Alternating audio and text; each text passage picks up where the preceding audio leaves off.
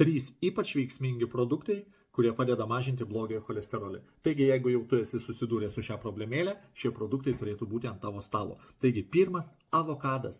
Turi gausų kiekį mononesočiųjų riebalų ir skaidulų. Antras dalykas – gali sumažinti blogąjį cholesterolį ir trigliceridus. Puikiai tinka kaip sviesto ir majonezo pakaitalas. Antras dalykas – riešutai, ypač graikiniai, migdolai, pistacijos.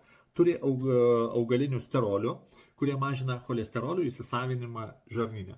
Graikiniuose riešutuose yra gausu omega-3 rūgščių ir antioksidanto. Beje, reguliarus vartojimas padeda didinti gerojo cholesterolio kiekį.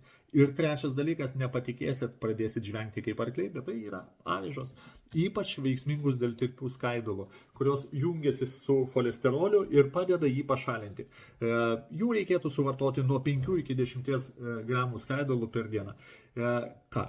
Galima daryti pusryčius, galima kokteiliuose ar kepiniuose. Jeigu nori, galėčiau netgi pasiūlyti ir savaitės meniu. Bet, ko gero, tai ne apie tave. Kokie pusryčiai per avižas. Mesgi vyrai, ir ne? O iš tikrųjų, jeigu rimtai, jeigu nori pasitarti, parašyk.